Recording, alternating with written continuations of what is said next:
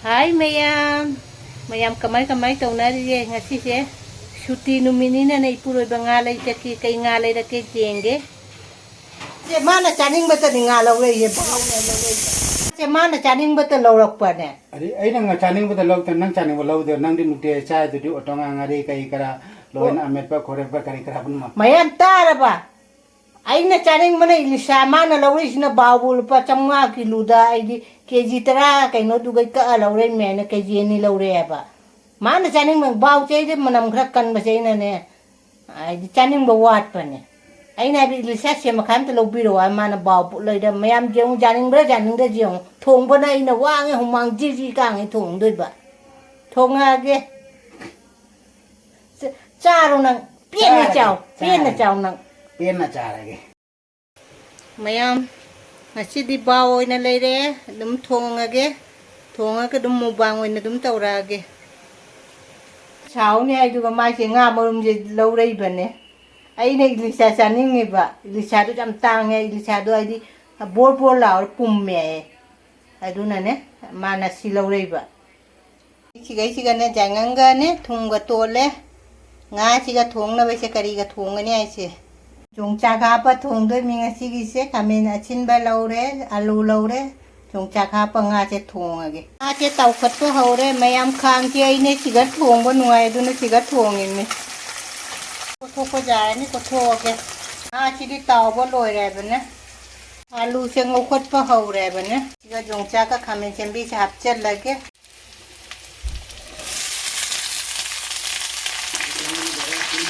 di hapchen gare ba ne nga mon do kabo ko ne taw pa ni ne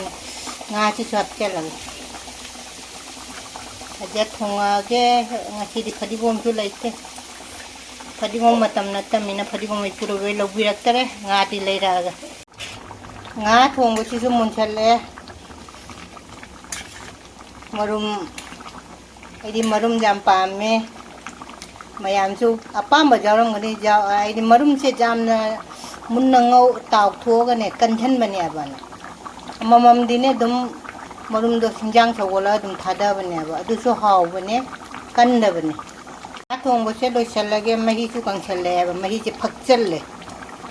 mahi khara jaw da dei puroi ba ne mate mahi khatang jaw bo se pam ba aina kharam chanap nap chan ba do pam ba lo chal le mai muthal le loi re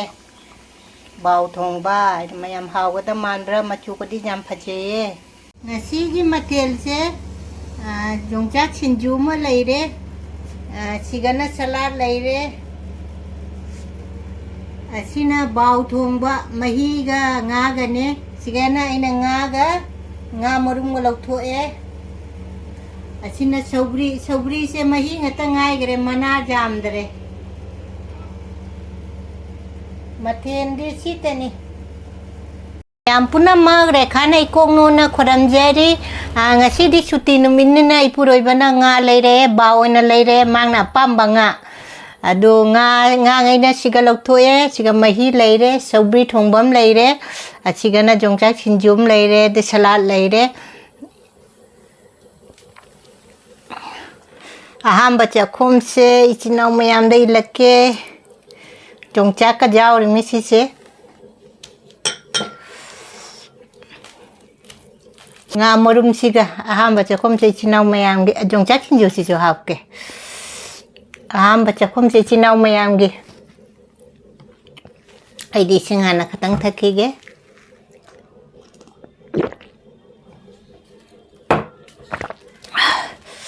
chara hauri haute hairat ke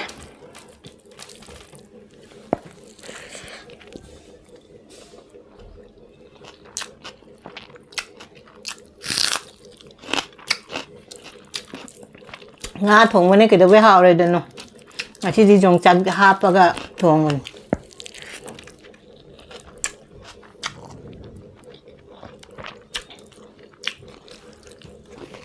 Yongchak Singju cha ga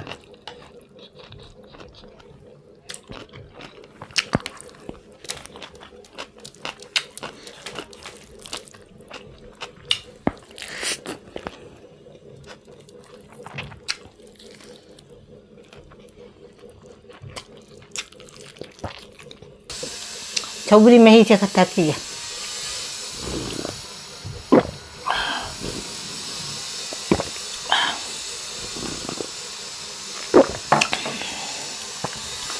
Ngashigi khoi jum manak che jum cha ba chung loi de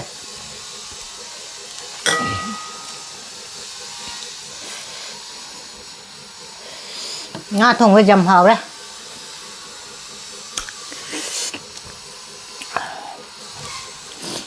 mai nga trẻ trâu bằng nga đẻ trâu bằng nga ta chân hình mà man à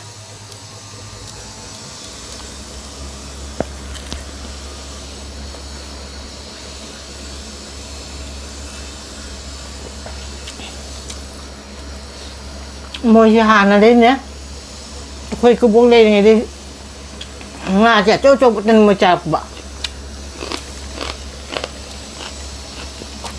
khơi đi chiri cha ra đây rồi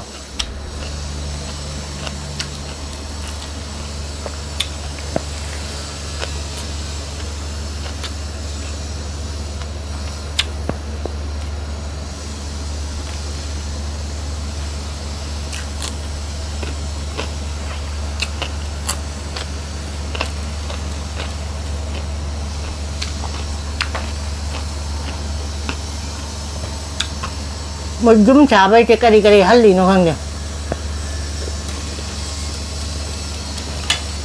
mà xin ghê lao nó tai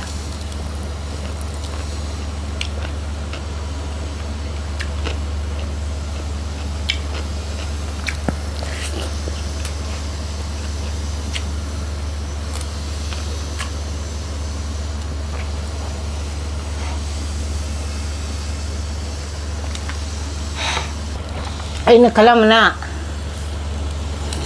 risaka pura kadarana mati bau ay bau do ay makuk jaw ga na nga tang hong ba ne makuk lawak ta ba ne makuk jaw ga na lupa chahum kilo da makuk na ay di bau ay do makuk na sa chaw ba ni na makuk na namin na nga thok ta ba aduna pacham nga piak pa kilo da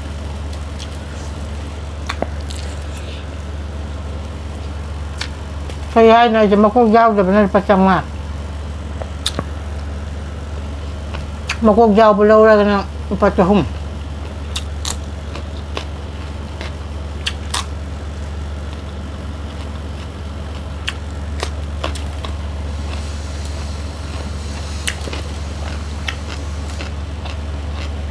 mo chacha matang madaw di ba nga na lip ka ba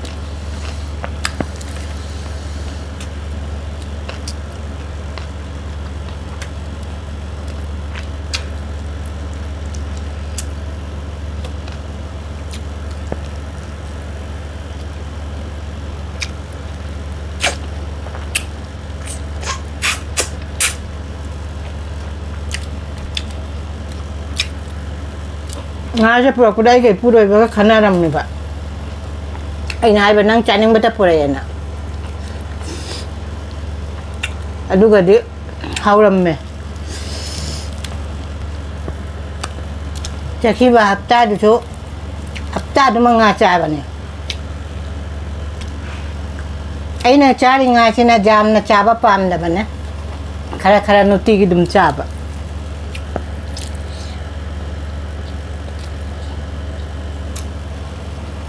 Ma'am Yongchak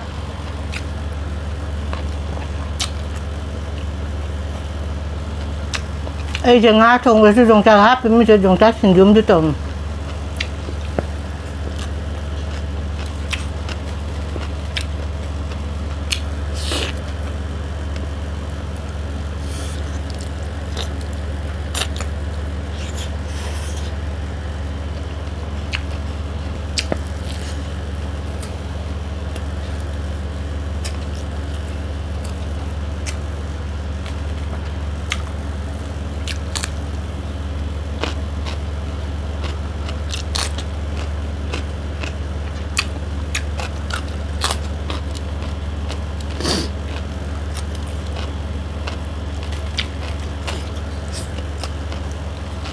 puro với chao và pun nè ấy nhà chắc thuộc như cái cái mặt tiền cái tăng cái bằng bị với cái lấy vốn chưa ni pa thuộc bên này nè abang mam di lấy bên này còn ni pa mam di ai di mà tu nó chắc thuộc cái ai di จะหินจางกับข้าเทียมจะหลักปะจะนำไอ้ลูกจะนำกับขกจะหลักปะค่อยดิดูมาแต่ค่อยดินิปปาเนี่ย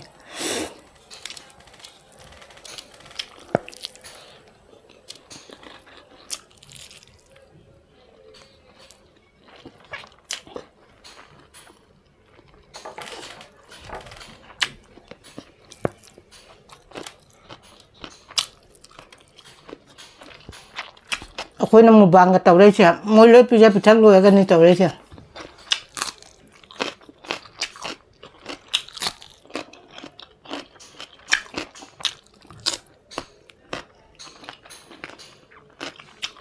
ไอ้เจ้าพูดเลยตาเลยพูดเลยไปชนเลย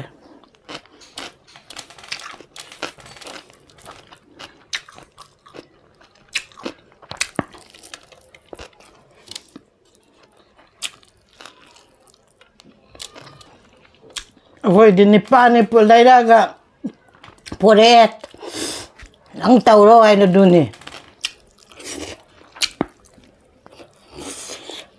ดูว่าชุนจังหาวรีหาวแต่ทุ่มใจจักแต่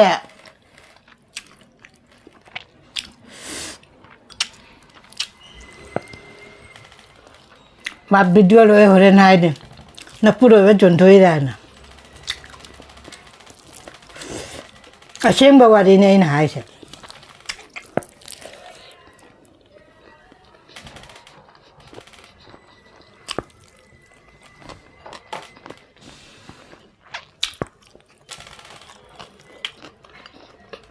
เอาเลยยังตักจริงดิ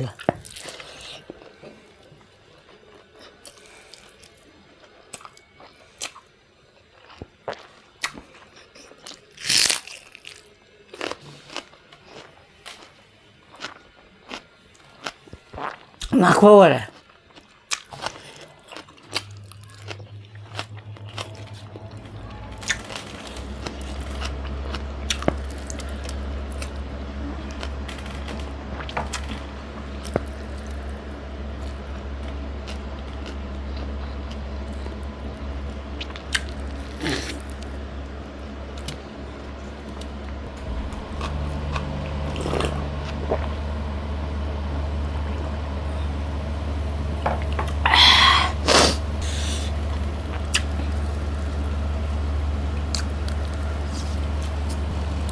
Lo yakin lah.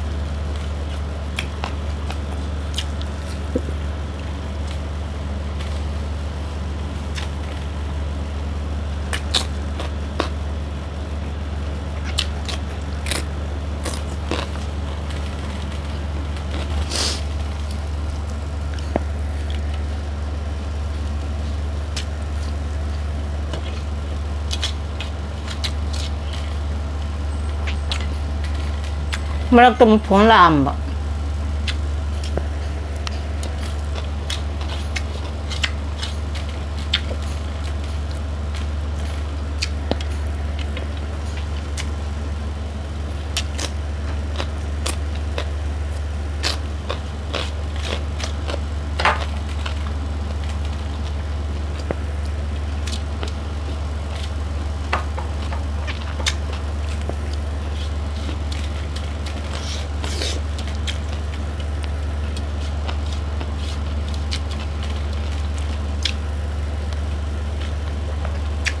Marum.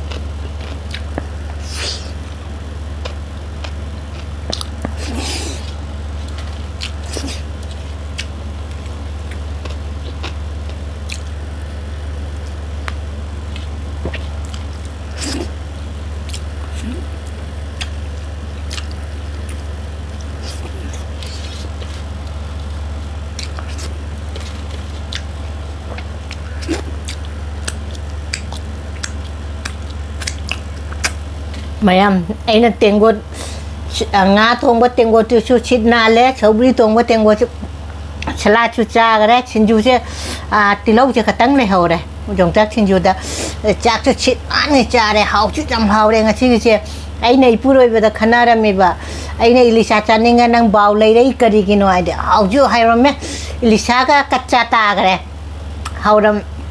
ใช่ฮาวรีดูนะจงจักฮาปะดอพยายามนะช่วยดุมอูบดะขังมันเนี่ยไอ้น่ะก็ไม่น่าจ้าเกยน้อยใช่อันเอาไว้จินี่นาวนะไอ้วิดีโอจะหามาเถียงนะบิบตาดิ subscribe like share นุกซีบะคอมเมนต์นะมาตบิรมอหานะเด็กจียงไว้จินี่นาวนะนุกซีนะคอมเมนต์นะมาตบิรมอ like ตบิรมอนะชิกดิดุมชิกะทำมาเกะมาทั้งหมู่บางดะดุมอุนาระเซ